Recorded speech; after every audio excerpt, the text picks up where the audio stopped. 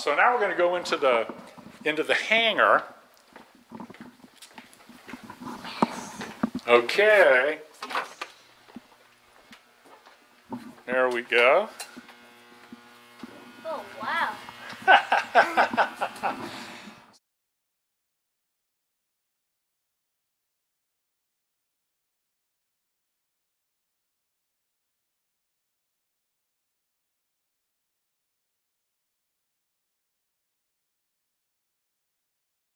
So what do you see? I see maybe a P-47 right here. That's a trainer. That's an AT-6 Texan. That was a trainer. Okay. DC-3. Yeah, technically that's a C-47. That's the military, because they used to do jumping out of. Okay. Oh, and I don't know what's the ones over there because DC-3 is blocking it, but. Yeah. Well, this okay. So here's a rotary engine. Okay. So this whole engine spins around with a propeller. Okay. That's pretty cool. And right now we've just got airplanes crammed in here because we're doing lots of things. I bet you know what this is. It's a Junker?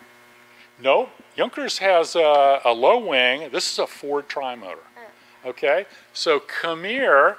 If we can get through here, let's go back. I'm going to show you what airline travel was like in 1929. Okay, so go walk in there and check that out. In 1929, this was an airliner. Oh, it is so cramped in here. Yeah, it's kind of like the airlines today in a commuter. Pretty cool. Yeah. And a pilot would sit up in the front with a co-pilot. But one person can fly it. Oh. And all the people sit in the back. Okay, now what's that sign say in the back there? That has to be a bathroom. Do not use toilet over populated areas. Wow. Okay, so this was the it wasn't technically Trans World TWA, but the Transcontinental Air Transport. And they started, there's a really cool video online that they did. It's a 2-part YouTube video that's basically called Coast to Coast in 48 Hours. Wow. And they had a deal where they actually flew from New York, or not flew, but they would get on a train in New York, go all night to like Philadelphia, I can't remember, it's been so long, but anyway, they'd go across the country, wake up in the morning, take you out to an airplane, fly all day, train all night, then fly all day to get you to LA in 48 hours. It's pretty cool.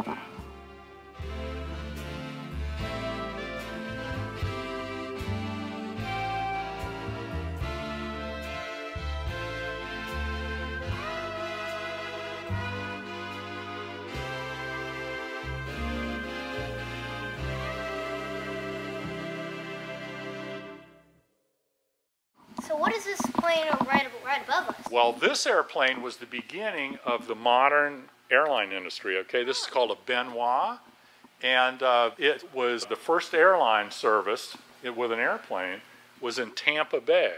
And they used to fly from St. Pete to Tampa across the bay.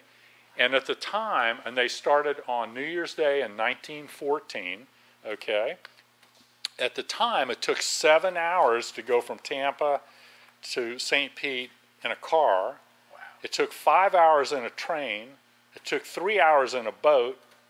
And it took 21 minutes to fly across that. And it was $5. And there's only room for a pilot and a passenger. Wow. It was $5, and that was break even. They weren't making any money. And in 4 months, they flew 1,200 passengers. And they were going to reopen again and expand the line the next year, but World War I started. And the pilots went off and flew in the war and things like that. So anyway, so we built this to commemorate the 100th anniversary. And we haven't been successful really getting it flying yet, but one day we're going to make some tweaks and get her going again. And the other cool thing is, see, this is kind of the days, you remember, they were coming out of the days with carriages. With horses, okay? So look at this. It's kind of still got, like it's got the reins on the outside, okay? And check this out. All the instruments for the engine in the middle, they're in the panel.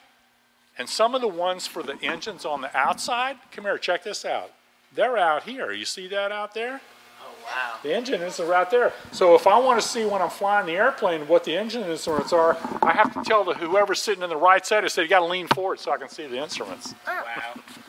What happened if you? But what happened if you're a pilot and so you can check that?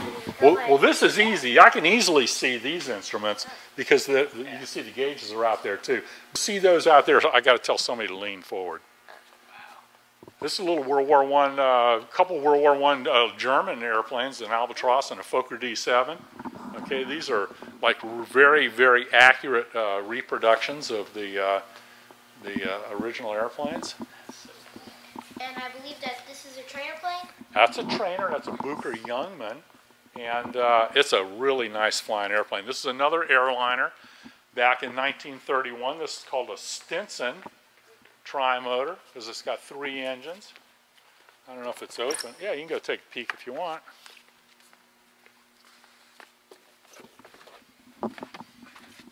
Pretty nice interior. It's got a little more velvety, huh? Yeah. Got a nice view. And what we're going to do is, when we get Fantasy of Flight open again, we're going to be hopefully hopping rides in these airplanes. Ooh. Okay, so over here, this is the C-47, and this is what they jumped in. This airplane actually flew in D-Day.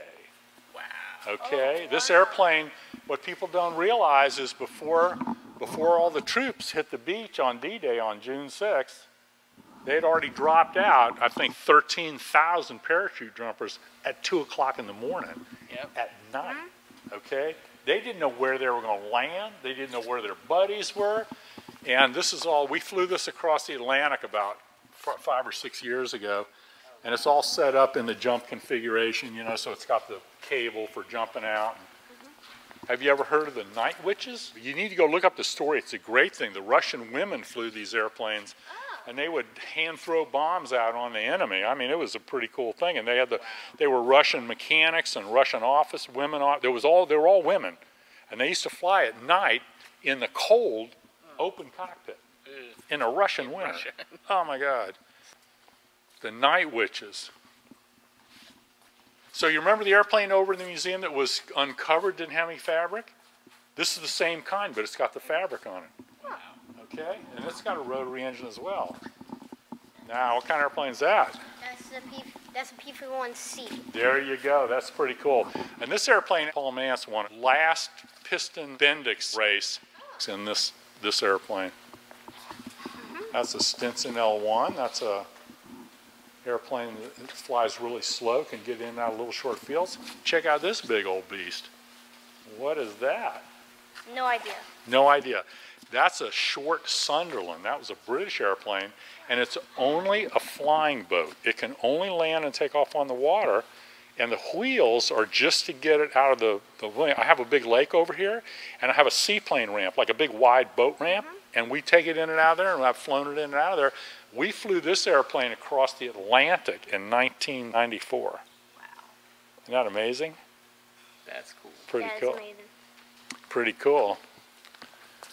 Okay, so you know what here's 2 little airplanes. I'm going to give you a hint. They're Grummins. This one and that one. See, they got the wings folded?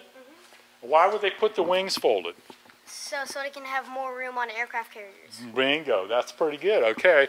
Well, this one right here, this one's a fighter. This one's called a Wildcat. Okay? That's a Wildcat. And you remember the big Grumman duck over there, the big biplane, float plane? This is a Grumman as well, okay? Grumman built really strong airplanes. This is another Grumman. This is an Avenger, a TBM, TBM. And this was a torpedo bomber. Carried a big torpedo in the belly.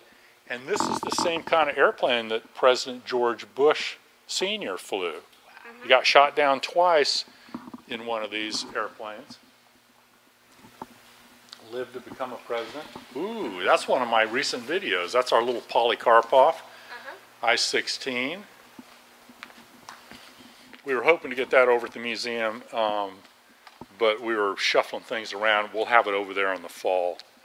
This is another little trainer called a BT-15.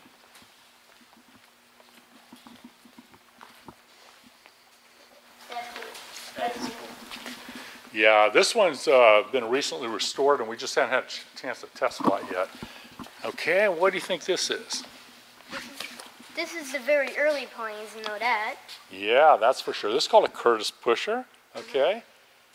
And fascinating. Back in the old days, they didn't have a standard kind of control system, okay? And most days, if you want to bank the airplane, you use the control wheel, right? Okay, well look at this. On this one, when you bank it you turn it back and forth, it operates the rudder. So you steer this one like a car on the ground, okay? So then how do you make the ailerons work? How do you make the ailerons work? With this right there? No, that's the throttle, okay? But the guy that designed this was a motorcycle racer, Glenn Curtiss, okay? And guess what he did? He used to, when he was in a motorcycle, he used to lean into his turns. So he hooked this up here to control the ailerons. And he'd lean into the turns. Is that pretty bizarre? That is. That is. And so it's interesting. They didn't have a standard set of controls really until World War I, because when everybody started building airplanes and they started doing pilots, it was like, you guys, we better come up with a standard control system. So basically, you know, most of them had a stick. Some of them had wheels, like we do today, but now the ailerons are on the stick or the wheels. Oh, this has to be one of the early helicopters. Guess what? That's not even a helicopter. It's, what? That is an autogyro. Okay, that's an autogyro. And what a helicopter does is a helicopter can hover, right? Okay? So it's basically a downdraft system. So it pushes the air down so it can lift up. But what happens when the engine quits in a helicopter? What happens is it starts to fall, right? Okay, and when it does, it becomes an updraft system, and it'll still allow the blades to go around, and as long as they go around, you can control it while you're still going down, and you have enough to where when you get down, you can actually flare like an airplane. You've got to be moving forward, and then you can use the collective, you know, that changes the pitch to go up and down, and you can make a soft landing if you're good. Okay, softish landing. So this is basically a helicopter where the engine quit all the time because there's no power to the rotor head. This is your wing, okay? And that's why it's got an engine that pulls it forward, because it's always an updraft system, okay? So this is called an autogyro, and it's a fascinating deal. You know, they developed them to a certain point, and then, you know, when the helicopter really came into its own, you know, but this was an interesting stepping stone towards that. This is a Pitcairn. Juan Sierra was the one that developed the autogyro, and eventually Igor Sikorsky eventually developed the helicopter. So here is some more cool airplanes. A little white one there, that is a Curtiss Jr., that's what it is. That's a Curtiss Jr. That airplane used to be a movie airplane, so we set it up in that configuration. Normally the pilot sits in the front, but when they had a movie guy in the front, they changed it in the back. So if you fly it in the back, you have to have some weight in the front. This is a kind of a rare airplane, only one flying, a CW-19 built by Curtiss. Curtiss Wright, and it's kind of a transition airplane. They were trying to streamline it, but it's before they did retractable landing gear. Okay, so see, they tried to cut the drag down. I have another one of these in storage that actually looks just like it, but the gear goes up. That's called a CW-22. Now, is that a cool airplane or what? That is. That is. It is. Now, what do you think that can land on the water and the land?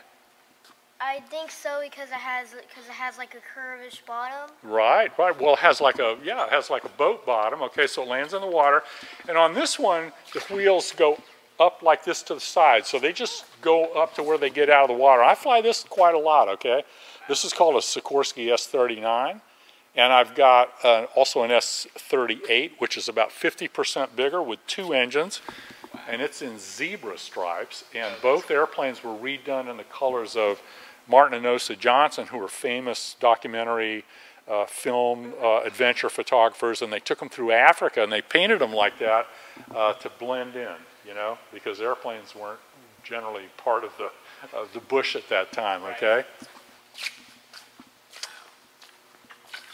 Okay, now I'm not going to tell you what that one is. You tell me what that is.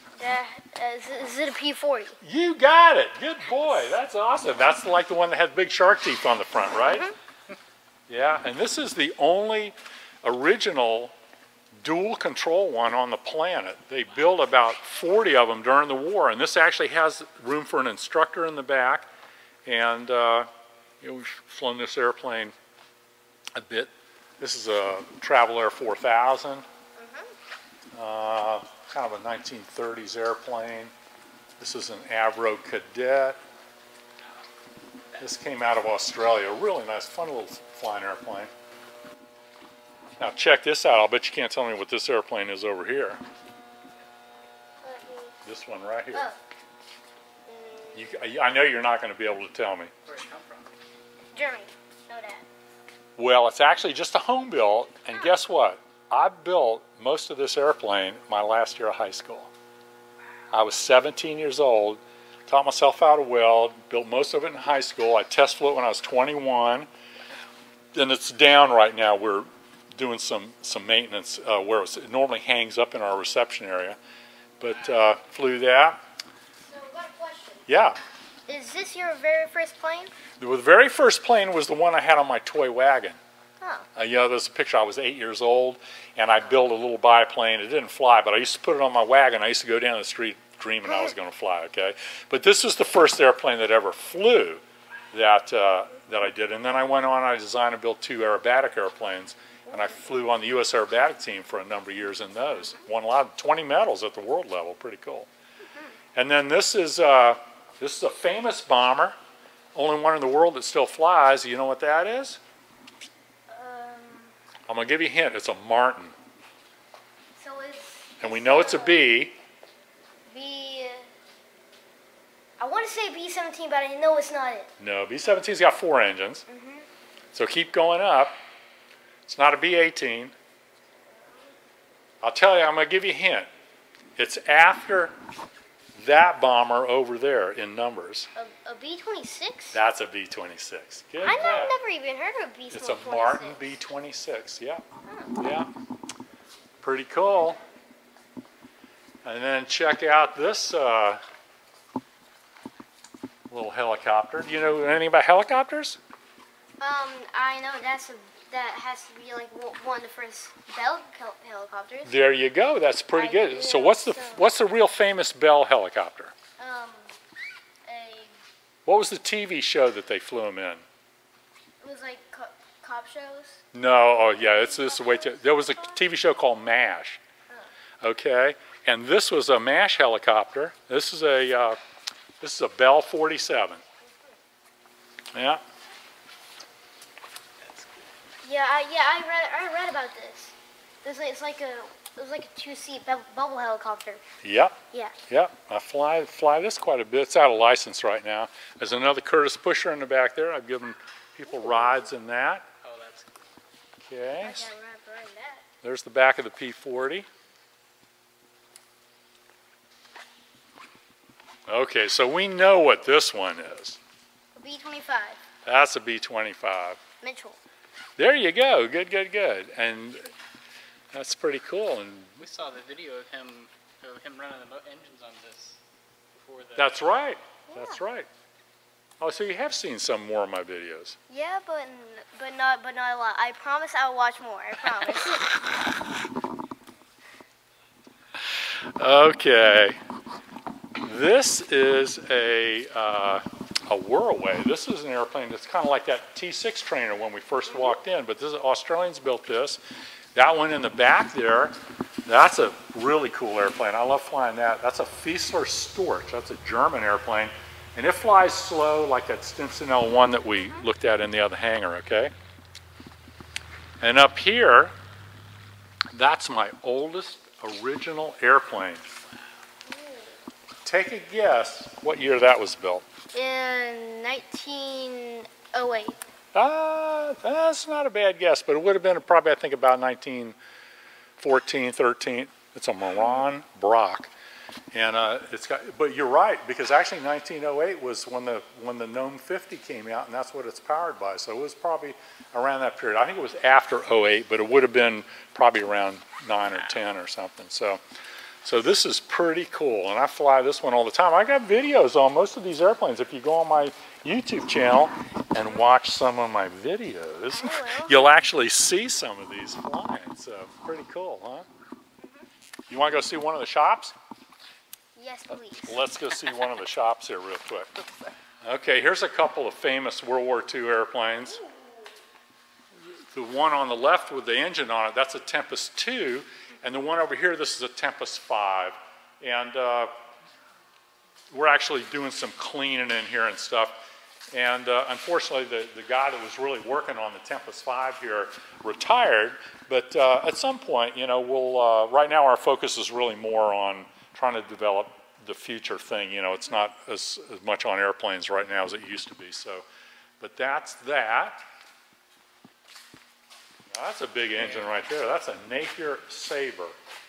And that actually has 24 cylinders. Okay? Wow. So each one of these, there's 6 there, 6, and then there's 12 on the other side there. And that's what powers the one that doesn't have the engine on there. And we're going to go in here. We're going to check out the wood shop. Okay. Wow. And this is the wing that came off of my airplane that I built in high school. Okay, and there's the bottom wings right there. And we got some wings hanging up and, you know, tail feathers, and some have been restored, some are not, some are in process. And there was a great movie. Have you ever seen The Great Waldo Pepper? No. You got to watch that movie. Yeah, I'm sure you can get it off Netflix or something, you know. It's a pretty cool movie. It's about the barnstorming period, okay, and the transition into more modern airplanes. And they do a lot of wing walking, where the guys used to walk on the wings. And the fuselage over there, we're rebuilding it. That was one of the yellow airplanes in the Great Waldo Pepper right there. And anyway, so we're in the process of rebuilding that. This is some of the old metal and stuff like that. And Ken's working on this. He's making all the new pieces over here for, you know, to replace. This is all banged up and damaged. And it looks like he's getting ready to start making a firewall. That's the old one. This is the new one. This goes between the engine and the pilot in case you get a fire or something like that. And he's got all sorts of stuff going. So this is the fuselage. And he had to bend up all these pieces and put them in. He made a big jig. And this is all the bracing in here. And then there's going to be the little struts go in between there. I think he's had a bunch of them around here somewhere. And then it has the wire bracing that basically does that. So pretty cool things here. There's the landing gear right there. And then we'll go look at Rick's shop. And, okay, so in here, this is where we do a little bit of sheet metal right now, okay? We got a bunch of sheet metal tools. And one of my guys is working on this stuff right here. And this airplane is a P-35 Seversky, and this was actually the forerunner of the P-47, okay? So this is what he's working on right now, and this wing will go in the jig on the other side over there. You see how it's all gone? It's because it's all drilled apart, okay? And this one over here, he's already drilled apart and put back together again. Check that out. Can you see yourself? Yeah. Pretty cool, huh? Can you imagine how many rivets are in here? Every rivet in this airplane is going to be replaced. Wow. Everything's completely drilled apart. There was a lot of corrosion on the surface skins, and you can see it over here on the fuselage. So all the surface skins are being replaced, but the inside ones are really, really good. But you can see the corrosion on here, and you know, so we made the decision to go ahead and replace all the outside skins, but the inside structure is really, this is a great airplane. Some of this is damaged from Hurricane Andrew. I was in Andrew in 1992 in Miami. Oh, wow. And here you can see the bottom side, and we haven't done the riveting on the bottom yet, because we want to make sure we know how this wing goes back together again in case we have any questions, okay? So the other wing is going to go in here, and then at some point we'll probably move, this is going to be pretty straightforward, and then the center section is in the back there, and that might be the last thing that we do and put it all together. But we collect a lot of old tools, you know, so we have stuff to where we can do spot welding, dimpling, hot dimpling, riveting machines. That's called a Yoder hammer. That thing goes up and down and it basically moves metal. Press brake, this is a leading edge roller here, okay? And it actually puts the curves in the leading edges.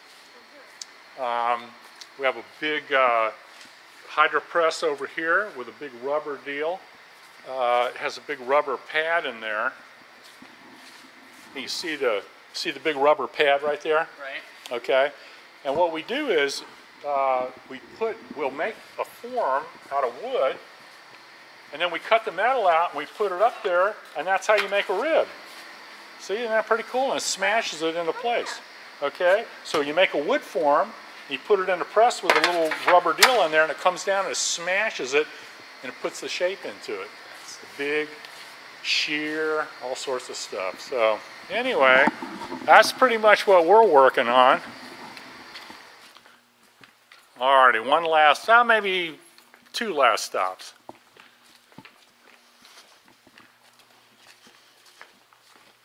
So this was Fighter Town, okay? And this was, we dolled up to look like a carrier deck, okay?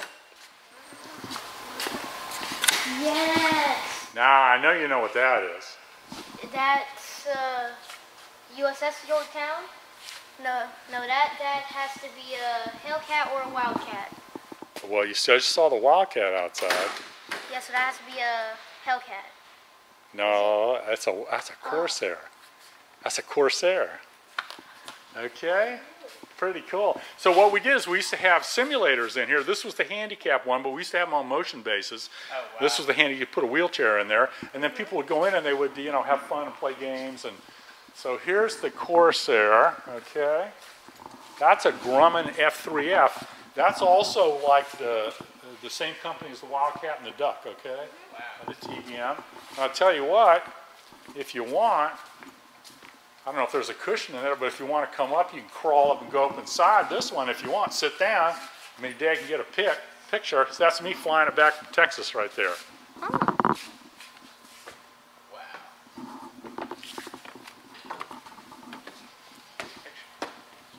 Wow. Okay, jump in the cockpit. Go flying. Just grab anything you want. There you go.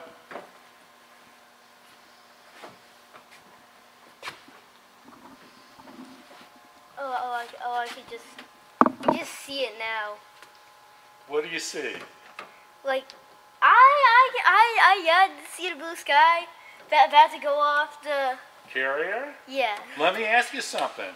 If you could imagine, you know about history, so the first we started flying was like balloons, like over in France and stuff in the 1800s. And then, you know, they started, Lilienthal was flying gliders, you know, hang gliders, and then the Wright brothers in 1903 and all that stuff. If you could imagine that you were alive back then, what would you have flown? Have you been in aviation before? I had been in planes. I had never flown in one. Oh, you haven't flown in an airplane?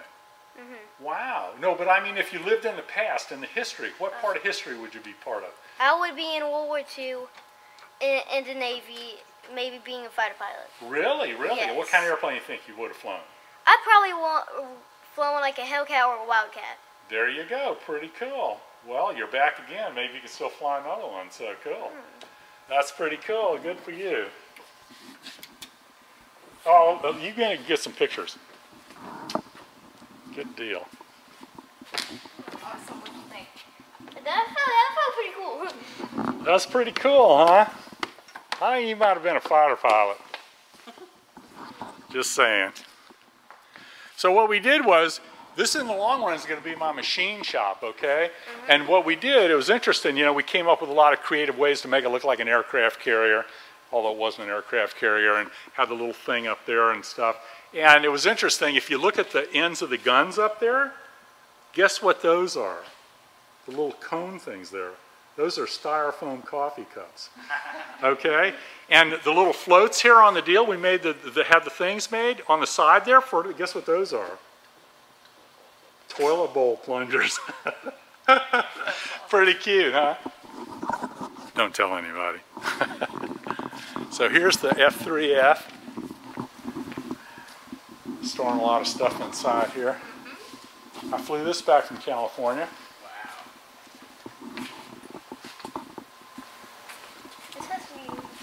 This has to be like my favorite part, seeing this. Really? Yes. Really? Why is that? Well, I went in it, and that had to be my favorite part. Really? Yes. What do you want to be when you grow up? I want to be a naval gunman operating those big guns. Oh, those big guns. You don't want to be a pilot? Well, I think it would be fun, but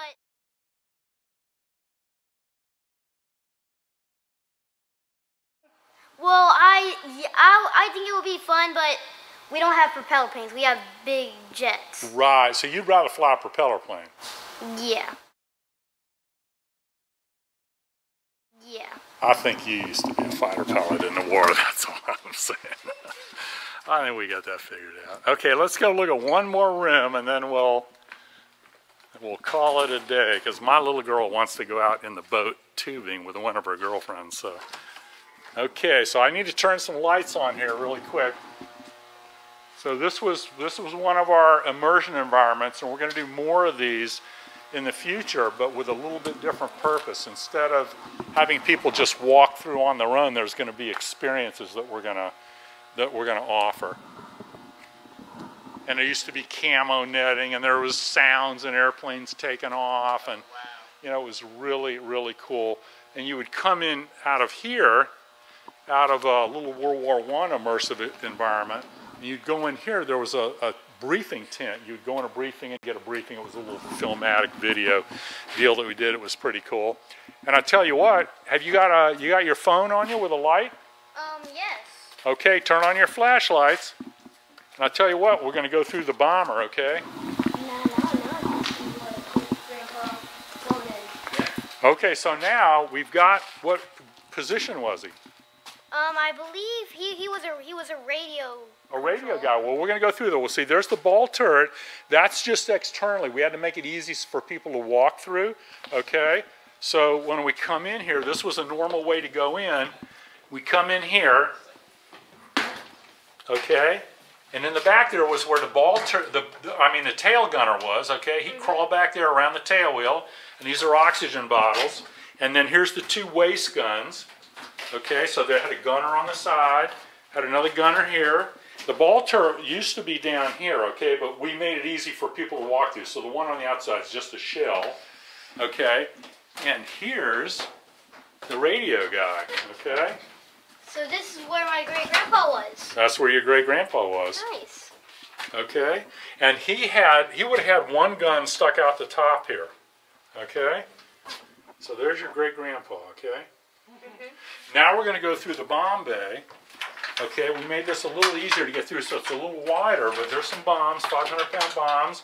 And then we used to have a projection screen down on the floor, and we used to, when you walked through it, you could actually see yourself flying over the ground and the bombs dropping out.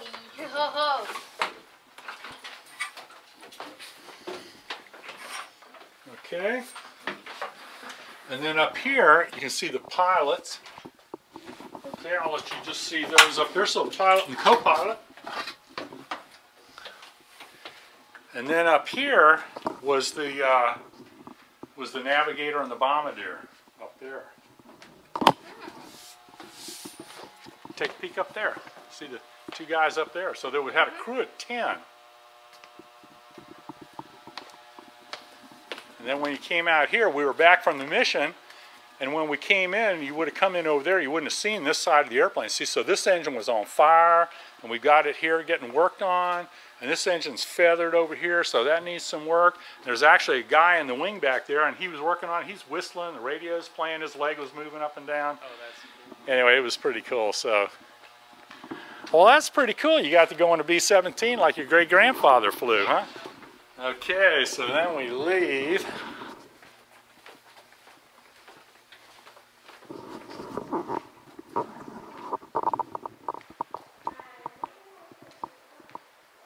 Okay, so see, so this little thing here is really kind of symbolic of what it's all about, okay? So this symbolizes humanity trying to go beyond itself, okay, with the concept of fantasy of flight. And you heard of Icarus? Remember Icarus and Daedalus? I think so. Yeah, they were like Greek. It was a mythological deal. And they built wings on an island, and they flew off, and one of them fell into the sea because he flew too close to the sun, and the other one, the dad mated, okay?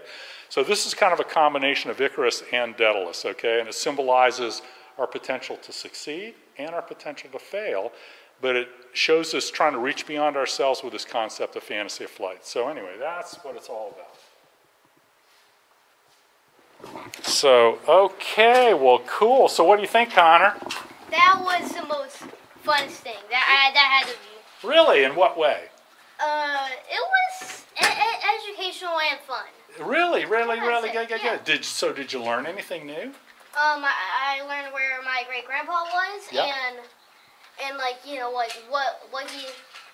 what he sat and stuff. Uh-huh. So I was pretty glad. And what was the coolest part? Maybe sitting in the Corsair? Yes. That was the coolest Yes. part. Good. Super. We'll come back one day when it's not so crazy and social distancing and all that kind of stuff. So anyway, I'll drive out to the gate out here and open it for you. And you guys have a great trip back to Crestview and tell everybody up there I said hi. And who was the gal there? Brittany? No. Jennifer. You tell Jennifer I said hi and thank you, okay? Thank you for the whole, like, everything, okay? Thank you. Good. Super.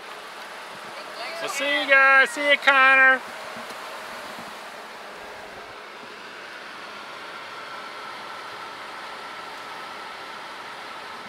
All right. I can't give everybody a personal tour, but at least on YouTube I can. So I hope y'all enjoyed that. Kermie Cam over and out.